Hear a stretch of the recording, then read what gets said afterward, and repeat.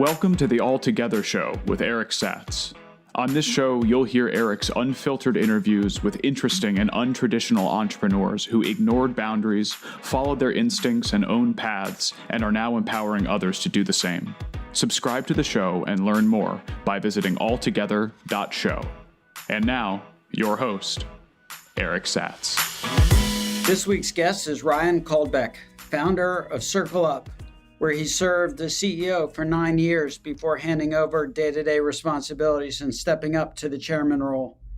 I always admired Ryan's willingness to write publicly about the physical and mental challenges of raising money, dealing with investors, building a team, and managing expectations, most importantly his own and those of his family. This was a podcast I looked forward to for quite some time, and I hope you enjoy it as much as I did. This episode of the All Together Show is brought to you by Alto IRA. Alto is a digital, self-directed IRA company modernizing IRA investing. They make it easy and cost-effective for individual investors to access their retirement savings and invest in alternative assets. To learn more, visit altoira.com. Ryan Caldbeck, welcome to the All Together Show, man. Great to have you here. Thanks for having me. For folks who don't know, Ryan is the founder and former CEO of Circle Up. He's also the first NCAA men's basketball champion we've had on the show. I don't know how it's taken so long to get a men's basketball champion onto the All Together Show, but he is the first. And he's a Scorpio. So he's direct and he's serious and he's determined and resilient and all those things. But what I'd really love to hear from him, and I think you all would too, is how Ryan describes himself in his own words. Thanks again for having me. So I'm a father of three, been married for 9 years in July, live in California, from Vermont originally. And my parents now moved down to Florida. For work, I most recently started a technology company called Circle Up. So I'm a technology entrepreneur. Before that, I was an investor. I'm someone who is extremely curious and loves to learn, loves to grow. I really like being surrounded by people who feel the same way, who are open-minded and like to see different perspectives of the world. That just gets me super excited and passionate about life, to be around other people who want to grow and learn other points of view. So that's a little bit about who I am. Who do you get that from? More your mom or more your dad? Both? That's really interesting. Probably in that case, more my dad, but maybe a little bit from both. I remember, I think my dad talking to me about, if I'm going to probably butcher it, but reading me a story about Abraham Lincoln and his passion for learning in every interaction and learning from other people. And I think I was maybe 12 or 13 at the time. And that concept of you're in a line for the school bus, you can learn something. You're in a conversation with an enemy at the age of 12, you can learn something. And when I learn, I feel alive. And that I saw my dad reading a tremendous amount. Now he'll probably get 1,000 books from the library a year and read 30, 40, but he will read, he reads a lot. And I loved his passion for learning. So what role did growing up in Burlington play for you in terms of who you think you've become and character building and determination and resiliency? So I grew up in Shelburne. I was born in Burlington, which is where the hospital is. But Shelburne when I was there, it was a 2,000 or 3,000 person town. Now it's about 6 in about 15 minutes outside of Burlington, Vermont. I think Vermont and Shelburne shaped me in a lot of ways. Culturally, it is a group of people who I think by and large really have fantastic values and live there on purpose because they think that that's a path to happiness, not because the next unicorn is going to come out of there. It may, but that's not why they choose it. They choose it because happiness is their priority. There are a lot of lessons that I learned growing up. A couple that stick out for me. I saw a lot of people who were smarter than I was or who got better grades than I did, who didn't try to pursue an education after high school. or didn't try to pursue it quite as much as they could have. And it was in part because the families that they were in sometimes didn't prioritize that. I remember the father of a close friend of mine saying, "Why would you go to college? You pay them for 4 years. You can just work for 4 years and they pay you." I remember a different close friend who got into Dartmouth, decided to say no, and went to a local school that most people haven't heard of. And because it was cheaper. This person had the money to do both, but just what's the value in paying more?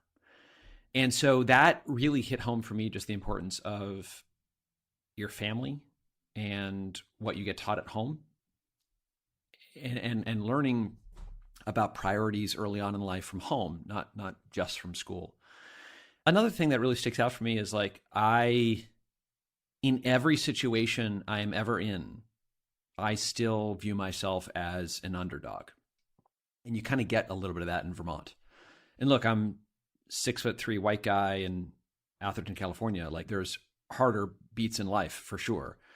But that mindset comes from growing up in a small town and a small state, and not being surrounded, as we are in Palo Alto, with 100 Olympic athletes within 10 miles of you, right? Or 50 billionaires within 10 miles. There's something about the grittiness that comes from there that I still take, and I love that. I love that upbringing. I want to pull on that happiness thread for a second, because you've been quoted as saying that one of the things that drives you is this desire to make an impact, whatever impact means. And you're also quoted as talking about when JetBlue came to Burlington and offered the people of Vermont the ability to fly to, let's just call them real cities for shorthand, kind of in an easy, direct, cost-effective manner. I think for a lot of people, they don't understand the value and the life-changing experience that happens for and this may be wrong, but largely rural community surrounding Burlington. But I grew up in Miami. I moved to New York, and then San Francisco, and then Nashville. Southwest changed Nashville. And so I understand your point about JetBlue moving into Burlington and the effect and the impact. But I'm curious as to why that was sort of the trigger for you, as opposed to Ben and Jerry's. What an impact Ben and Jerry's and happiness has had. It's a fascinating question, because I also remember McDonald's moving into our town, or the city. I remember Walmart moving in.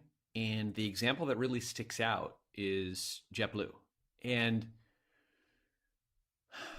I think it's because the impact that it had on people's lives, I would argue, is greater than and more transformative than where you buy your food or what food you buy in those other examples.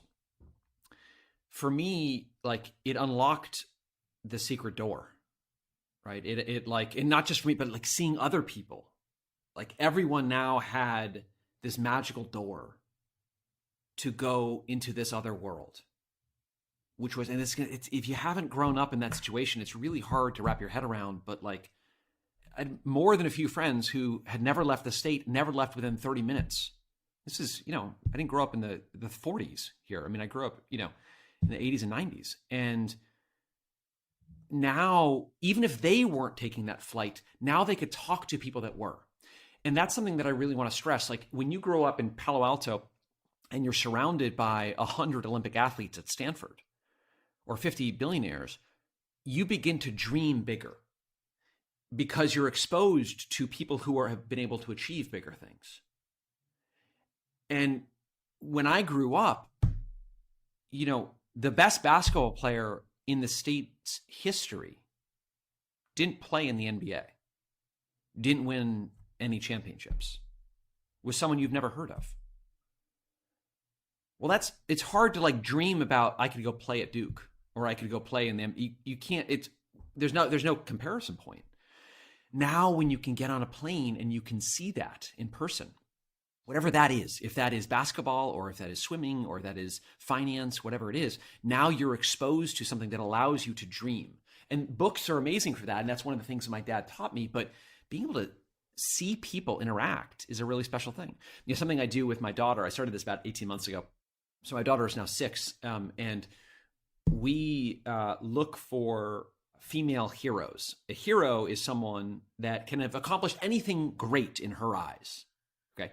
And so it could be someone who did the Alaskan dog sled race, or an MIT scientist, or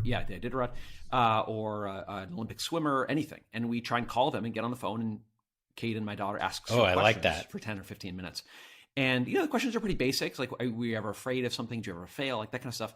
But what I'm trying to do there, and what really was effective for me when my parents tried to expose me to other people and other ways of life, is it just gets you to dream.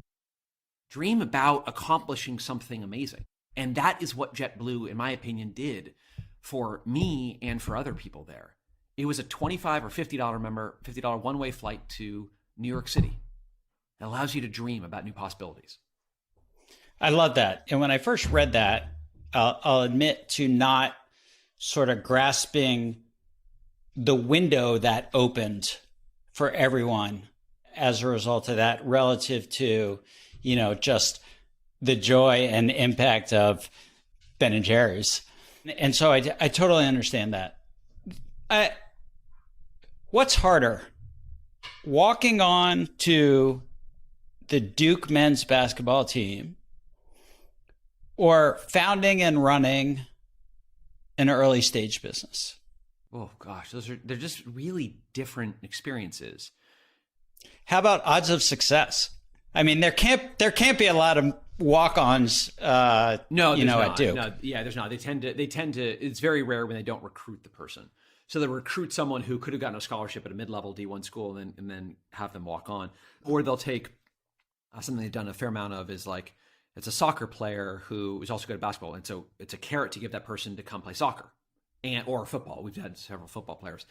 I don't know if I can frame it as like harder or easier. One of the things I love about sports that's not present in business is it's just for me, it was very clean in terms of whether or not you deserved it. I didn't play more because I didn't deserve it. And there wasn't a lot of ambiguity on that. No one needed to tell me that. You and I can just play one-on-one. You beat me 10 times out of 10. I'm not going to argue that I should play more. There's no cry of politics or it's unfair or luck. And in the case of business, and particularly starting a company, there's frankly a lot of luck. And there's a lot of skill. But I think there's a component of that. There's also so many different types of skills and things that have to go right to get something off the ground. In basketball, you have a very defined set of things you have to do well, and I can train for that. There's almost like a roadmap. I look up ahead and I see Eric's on the team. I want to model myself on what did he do to get there. In the case of starting something that's never existed in the history of the world, which we've tried to do with Circle Up, like there's no roadmap for that. You're writing the roadmap. And so it's something that was an imagery that I had often when we started it, when my co-founder Rory Aiken and I started it. It felt like we were in a pitch black room with blindfolds on, trying to like find something, and you're just trying to figure it out, and there's no roadmap. And I think that's a great analogy, by the way, or image. At what point? I mean, you were on a private equity investment track. At what point do you decide that's not for you and I need to go do this thing that's never been done before? Maybe early 2011, I started having conversations with my then girlfriend, now wife, Kim, and I wasn't fulfilled. My job was amazing in private equity. Like, not to be crass, but I'm saying this to just conceptualize it. The money was awesome. I loved who I worked with. I worked less than 40 hours a week, and frankly, I was on ESPN.com 10 times a day. And I'm not saying this to be arrogant. I was pretty damn good at it. At the end of 2010, we have the ratings, and I was the highest rated investment professional at the firm for like the 5th year in a row. And I'm thinking to myself, like, it can't get better. But I'm still not happy. I'm not fulfilled. Like, I love who I work with, but I'm not happy. I'm making a lot of money, but I'm not happy. The hours are amazing. I'm not happy. And so what did it mean to not be happy? And I began to like probe on that. And I kind of like realized, like, when I go hang out with my friends or my family, I never tell them what happened. If I just had the best thing that's ever happened to me at work happen last week, don't mention it at all. I'm not proud of it.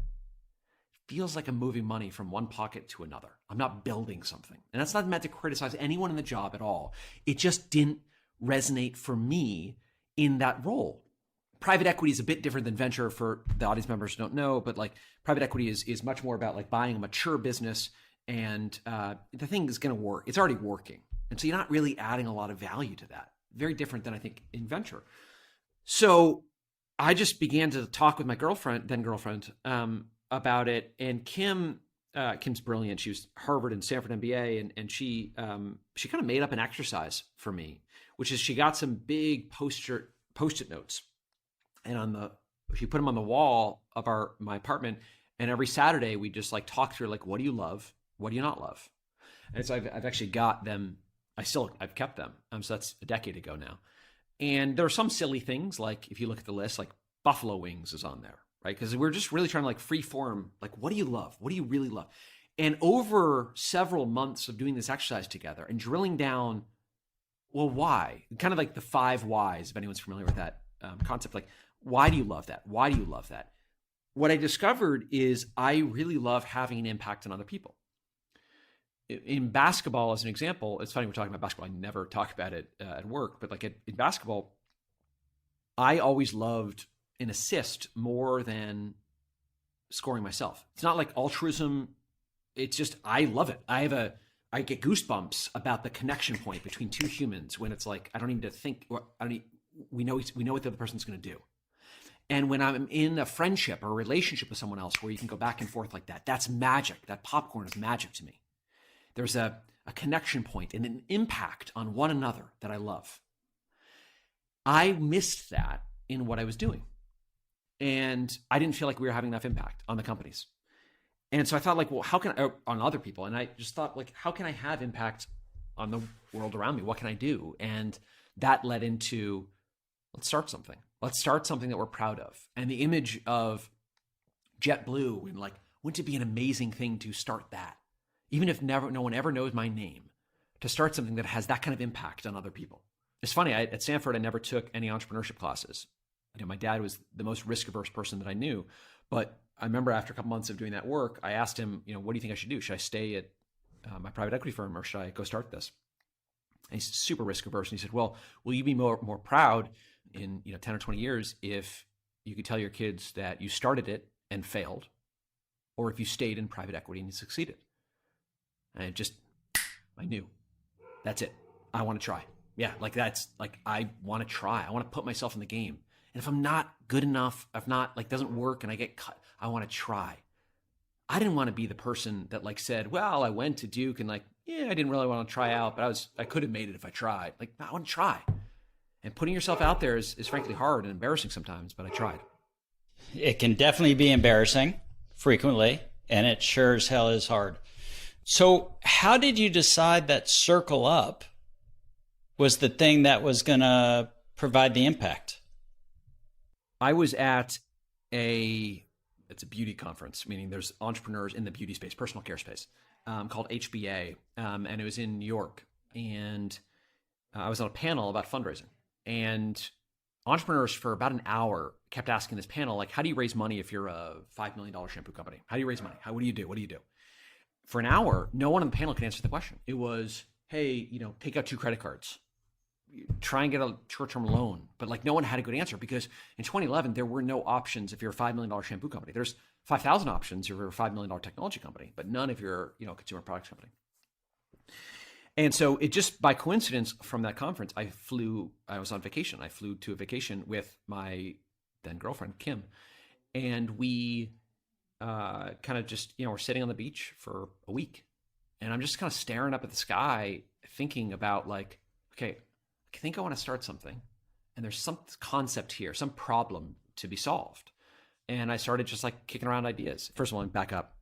reached out to Rory and reached out to him because I'd been friends with him for several years.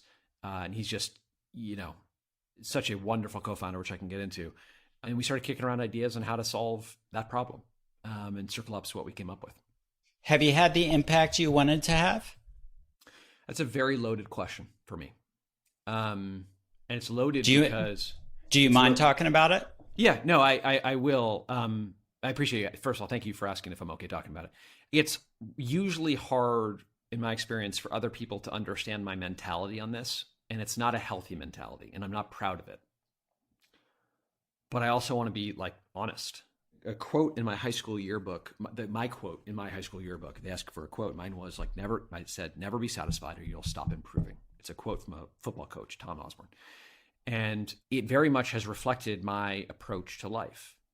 And frankly, I think that that's at times been a really helpful approach to push me to achieve more. And at other times, an extremely unhealthy approach. And an example of when it's unhealthy is the question you just asked. There's nothing that we could have achieved, or my answer to that would be yes. And because there's always something we didn't achieve. And I focus on that. I focus what else we could have done. Why couldn't have this thing been bigger? What did I do? That's not a great path to happiness. Frankly, even if it drives the company or drives me forward, it's a difficult mentality to have to be happy.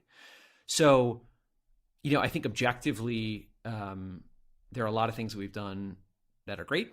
And I think our investors, we just had a board call today. I think our investors would tell you that they're really excited about what we've built and where this is headed. And I also struggled to look you in the eyes and tell you, yeah, it's had the impact that I've wanted. Because I never defined what that is. And so it's always more. Always more is a problem. So I'm going to help you for a second. At least I think I'm going to help you for a second because, I started reading your tweet storms a while ago. And first of all, you're a great writer. You're a great thinker. And I think what's more important is that you share that writing and those thoughts. And from one founder to another, because you've written about some very hard subjects, mental health, depression, when's enough, how to prioritize.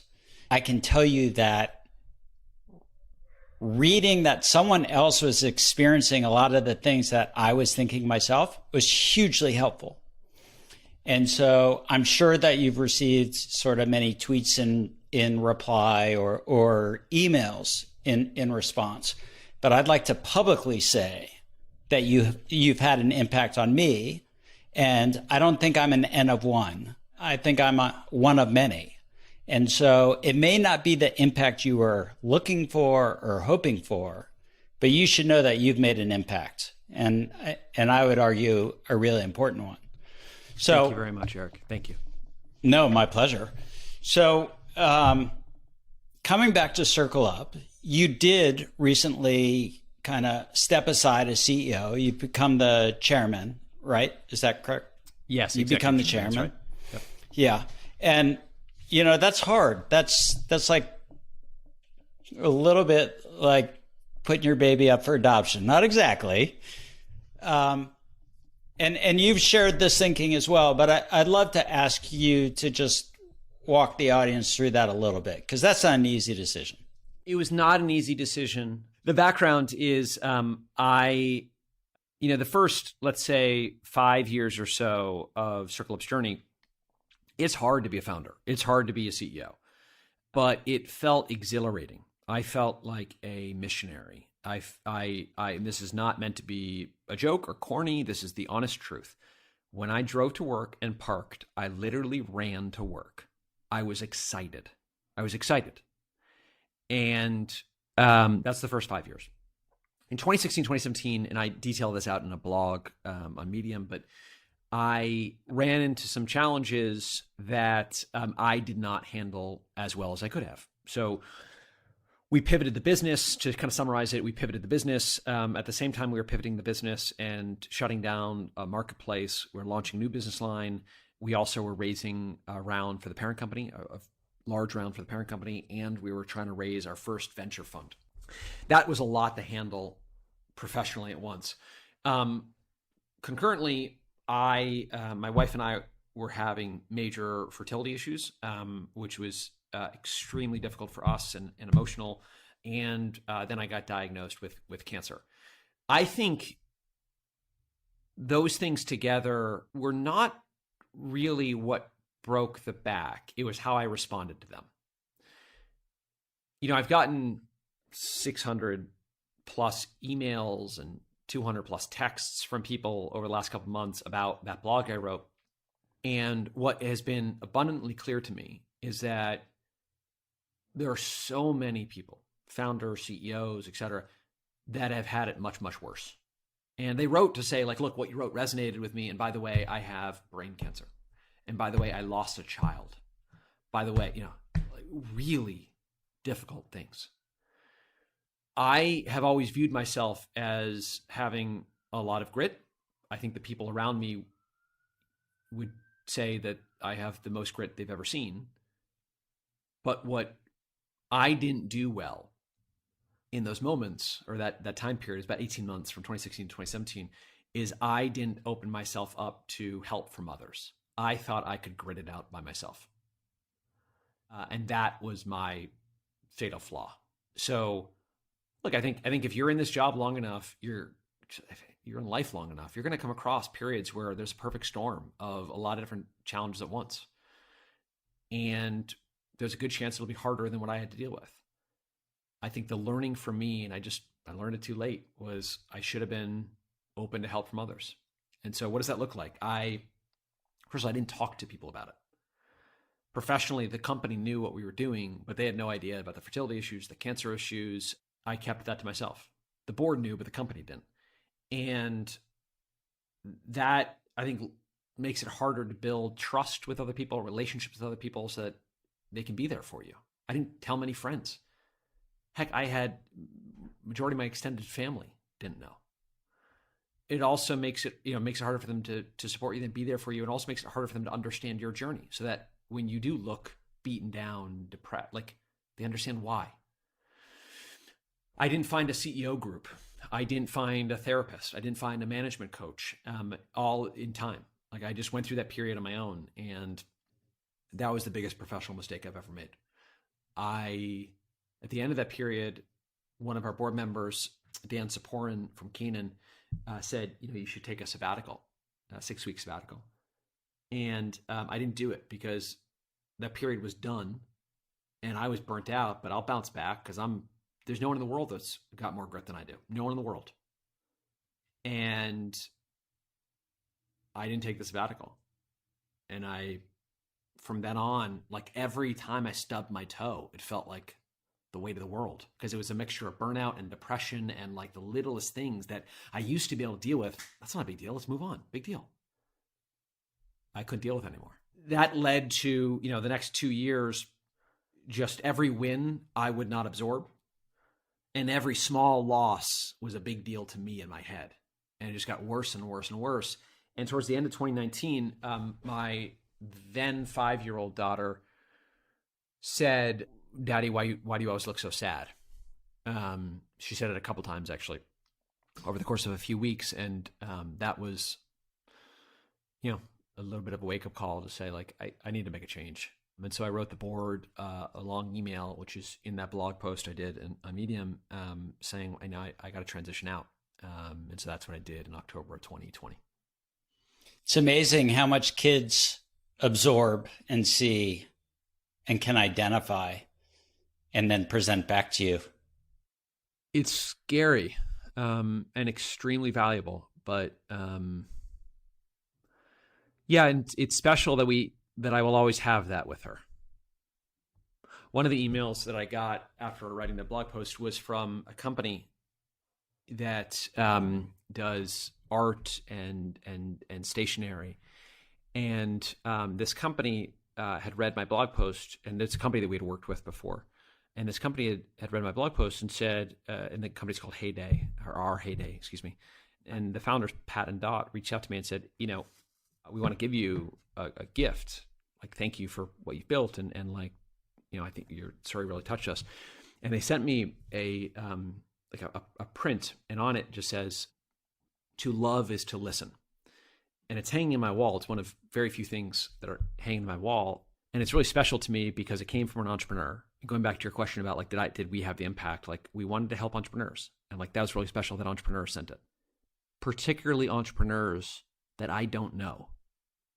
Because I always wanted to help people that like, maybe they didn't know my name, or I never met them, but like, well, we created something that helped other people that I didn't know. Meaning that's the scale of it. And it's special to me because like, it connects to what my daughter said, and that's what they meant it to connect with, which is like, she said something and I tried to listen and tried to make a change because of that. I recently read something where, my favorite shirt says resilient. I have 3 of them. And so I think I understand the whole grit side. I read something recently where someone talks about resiliency as this ability to bounce back from the unexpected shocks. But they contrasted it with something called anti-fragile. And that's the ability, as they define it, to not just bounce back, but to bounce back bigger, better, more successfully. And it requires the preparation. It requires the network. It requires the coach and the CEO circle you got to have that foundation in place in order to be anti-fragile. And I'm kind of making this part up myself, but because I'm contrasting it with a different story that they were telling, but I completely understand, at least I think I do, where you're coming from. So first I want to say thank you for sharing that story. I know you've shared it already. I think it's always nice to hear the voice and rather than the voice that you put to it, which I think we all do when we read anyway. So I'm going to switch topics because I do love your tweet storms.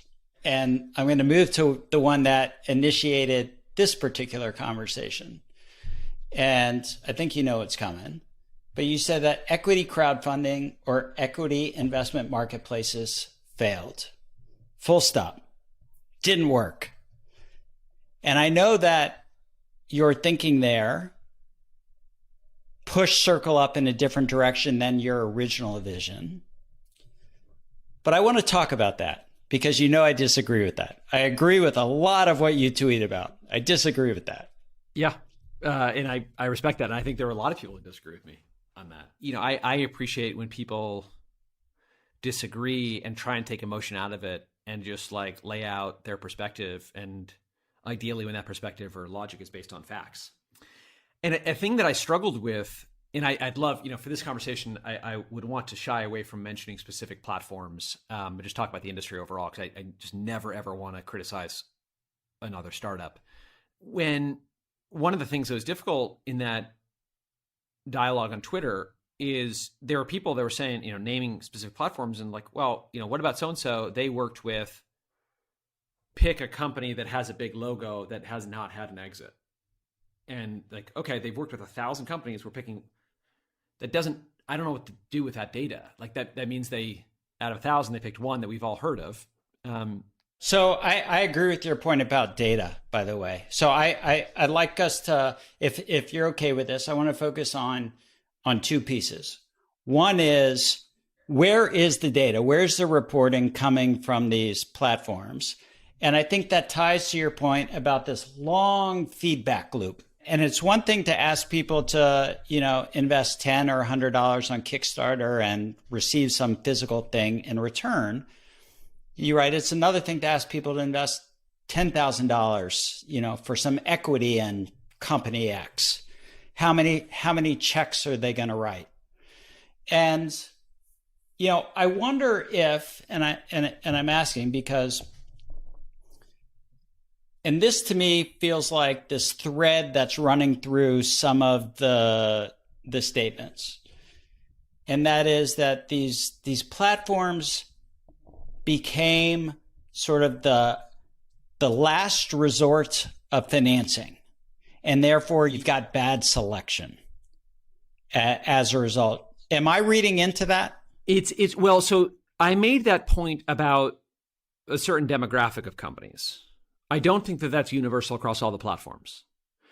I think if you tell me that there's a platform that's focused on, companies based in Africa, where the capital markets and the venture ecosystem is not nearly as robust as it is here, yeah, I totally buy that there's not adverse selection. But when the platforms that are supposedly taking companies from Y Combinator or, Silicon Valley, technology companies that are often really hard to understand, and they're going on an online platform, I think it's really hard for me in 2021 to believe that those companies did not already try and pitch 700 venture firms and 400 angels, and that they would rather have the money from, a dentist in, even if it's aggregated in some sort of like syndicate fashion in Ohio.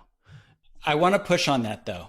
And I want to push on that because you have also written about and said, and this may lead to a different conversation, that you like it when that CEO or founder who thought he was going to die or she was going to die that year eventually succeeds, and sort of fascinated as well by, and I'm shorthanding this, the CEO who thinks she's all that, and that company fails.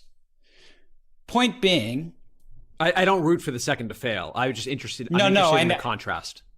Yeah. No, you're interested in the kind of. My point is, we don't know who's going to win, and we don't know who's going to lose. Yeah. And so just because Sandhill says no. Yep. That's kind of where I'm going. Just because totally Sandhill says no. I think that's totally fair. I guess my belief. I think what's tricky, like I do believe the logic that if you pick any 1 or 5 venture funds or 10 venture funds, they are absolutely not infallible, and that decision process is not infallible. But the amount of just overwhelming capital in venture, particularly in 2021, where solo GPs are becoming a dime a dozen, and there's so many sources of capital, and there's so many sophisticated venture angels, like to get told no by all of them. Do I believe that there's some companies that exist that could end up being successful? Yes. Uber was an example, right? Uber got Jason told Calacanis. No. Yep. Got told no by 1,000, and that was an out there idea. Peloton was another example. Absolutely. But I believe that if the asset class, so without taking just cherry picking examples, if the asset class performed well, we would have evidence of that. We would have evidence of that, of overwhelming demand for the asset class from investors. By the way, institutional investors would be flocking into those sites if there was actually a return. There'd be demonstration of the returns themselves. For those of you who don't follow this industry closely, 8-9 years ago, when this industry started, there weren't a lot of hotter things over the past decade than crowdfunding. I mean, Bitcoin's hotter, but it's not a lot of them. And the first couple of years, the platforms would all put up unrealized IRRs on their website. Those are gone now. We're not seeing a lot of quotes about, but they do have IRR. They do know, but for some reason they're not talking about it. So we're not seeing institutional investors flocking. We're not seeing a demonstration of this are our returns. We just see cherry-picked examples, the Ubers, the Pelotons, whatever. And that makes me wonder, is it working? I define working as it's scaling. It's helping a ton of entrepreneurs or a ton of investors. You can judge it by GMV. You can judge it by revenue. You can judge it by absolute returns on the platforms. I'm okay with a lot of different measures, but I'm not seeing any of the measurements as demonstrate that it's, quote, working. So I think there were regulatory barriers to the eventual success of some of these platforms that have recently changed and go into effect actually 6 weeks from now on, I think, March 15th. You couldn't have the solo GPs, the solo capitalists, really participate on a Reg CF platform because there was only $1 million to go around. But if you have $5 million to go around, which there will be come March 15th, now you have enough room for some of the institutional money to flow in and to provide what I call signal as opposed to noise as to a quality company. Not to say that everything happens up until now is not quality. We raised money twice on 2 different platforms as a dogs eat the dog food sort of proof, right? Hey, we've integrated with X platform, and guess what? Now you can use us to raise money. And we're willing to let you invest in us as a result. So I'm biased, unquestionably, because they were both successful. But my point being is, I think the rules and the regulations have changed in such a way that institutional capital can now come in and help support some of this fundraising effort. I don't know if you have any thoughts on that. First of all, I hope I'm wrong. I hope you are right. I hope the industry does well. I mean, I really do. Like, I'm not rooting against other folks. Like, I think it'd be great if it happened. You know, for the audience that has not spent time in this space, there are major regulatory barriers. Some of the ones that you just talked about and others that we haven't talked about that just make it not only complex, but very opaque. Believe it or not, a lot of the rules are gray. I want to repeat that. The rules are gray. And when you ask lawyers, they'll tell you, we're not really sure. This is how we try to interpret it. And it's an amazing process to go through. And we can talk about why they're purposely gray. I'd love to do another hour on just that topic, but like they're gray and they're purposely gray.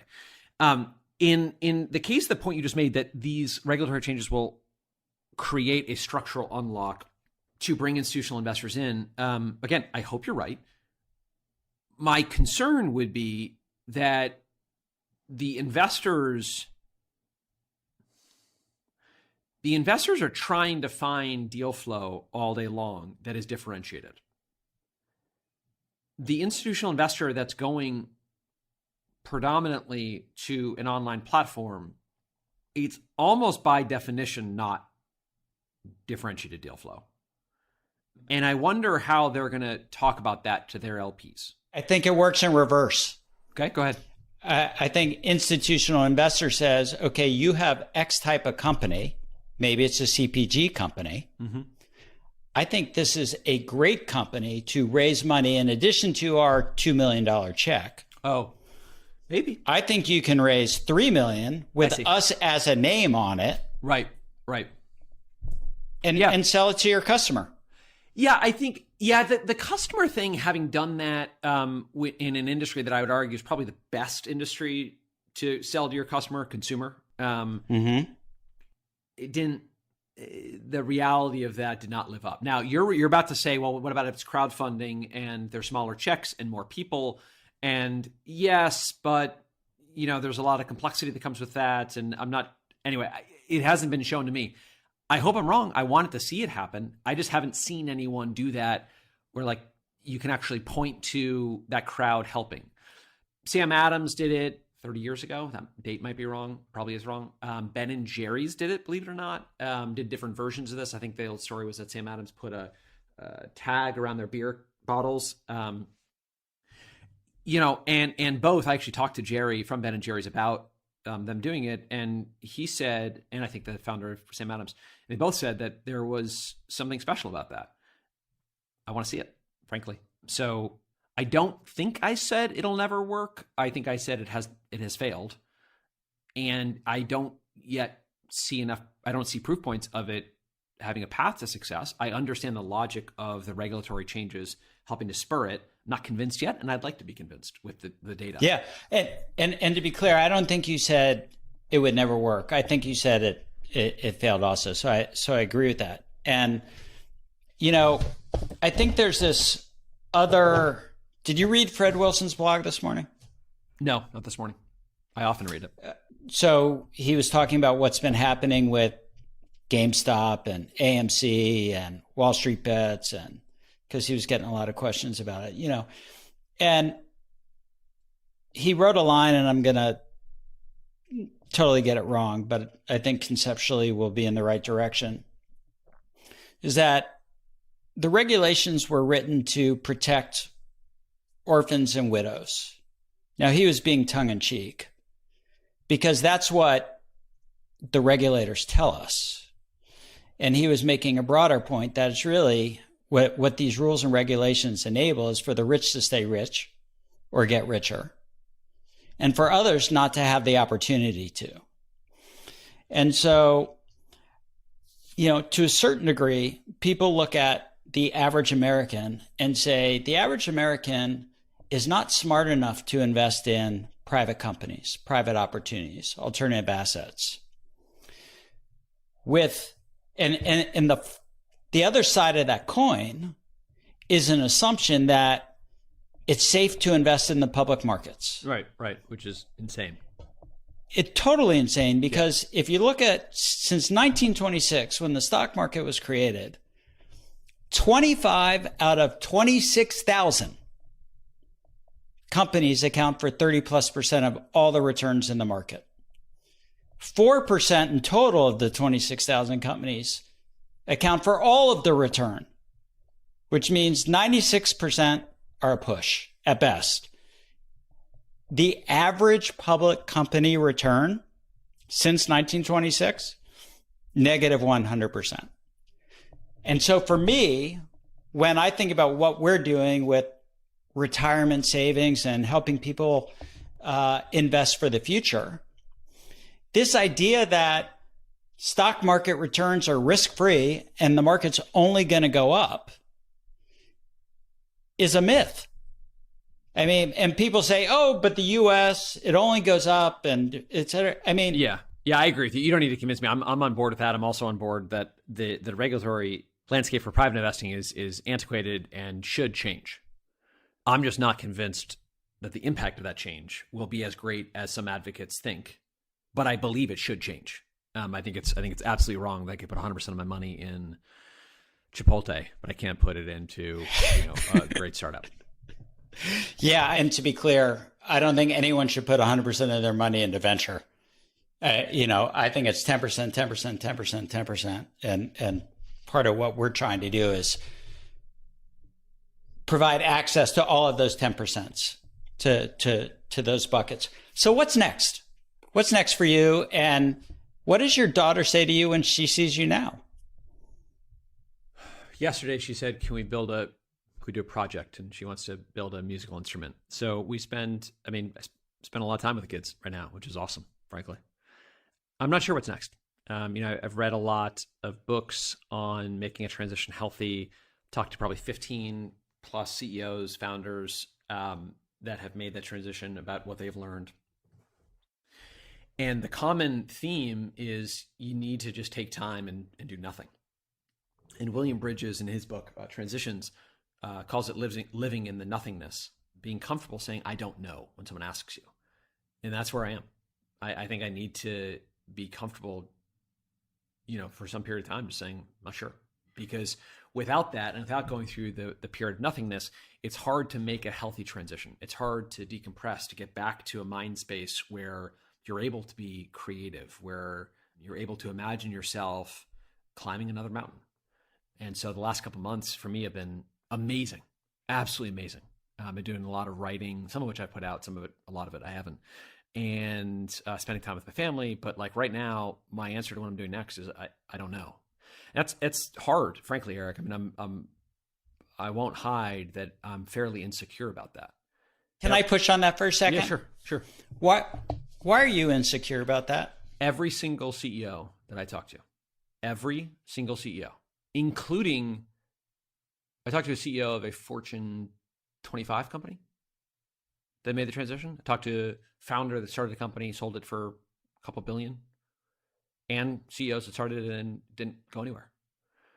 Every single one said they were insecure at the start of the process. Some of them were willing to admit it then, some of them weren't. They all told me now. Interestingly, I went on a very long 3-hour walk last week with a really prominent investor who made a similar transition, let's say 5-6 years ago. And he said when he made the transition, he talked to the CEOs of, and if you pick 10 largest technology companies that have changed CEOs, talk to those CEOs. Every single one of them said that they felt insecure about not being able to say what they were doing next. And all of them, everyone that I'm mentioning now has a similar explanation, which is like, I'm worried I'll become irrelevant in 6 months. I'm worried that the calls that I have gotten calls in the last 3 months, investing calls and operating calls. And some of them are amazing. And I'm worried that they won't keep coming. And that insecurity I have found to be extremely common. And in talking with these other CEOs, it has helped to normalize that for me and made this a much healthier thing. Because I remind myself, okay, if these 5 people were insecure about that, it's just part of the drill. Because look, like the call, you used to be in the information flow a lot more as a CEO than I am now. And like, you're worried that the world will move on without you. And it's funny, one CEO said it, I thought, in a painfully accurate way. But it really hurt when this person said it. And then I thought about it, I'm like, I think that's right, which was, the world doesn't care about you, Ryan. You're not Elon Musk and you're not Jeff Bezos, and there's probably 5 other people the world cares about. The world does not care about you. The world is going to move on. It already moved on. But the good news is that when you're ready, what you've done will stand for itself and you can come back in. But that is true of almost everyone. And there's something liberating about that, which, allowed me to not panic of like, I got to take something. I got to do something. I got to have an answer to what are you going to do? It just allowed me to just like relax. Let's just figure out my own journey. And when I'm ready, I'll take the next step on it. Well, Ryan, whatever that next step is, I can tell you that the steps that have led up to it have impacted a lot of people. And I hope you take that away. And I hope you feel good about that. And I want to thank you for spending this time with us and being on the show. And I just really appreciate you and everything that you have done up until now. And I'm looking forward to seeing what's next. Thank you so much for having me, Eric. I really appreciate it. My pleasure. The Altogether Show is brought to you by Alto IRA. Alto knows that the public markets offer insufficient diversification of retirement accounts. That's why Alto developed a streamlined platform to make it easy and cost-effective for anyone to invest their tax-advantaged retirement savings in alternatives. Assets like real estate, VC, and crypto that are outside of the public markets and available through Alto's 21 platform partners. To learn more, visit altoira.com.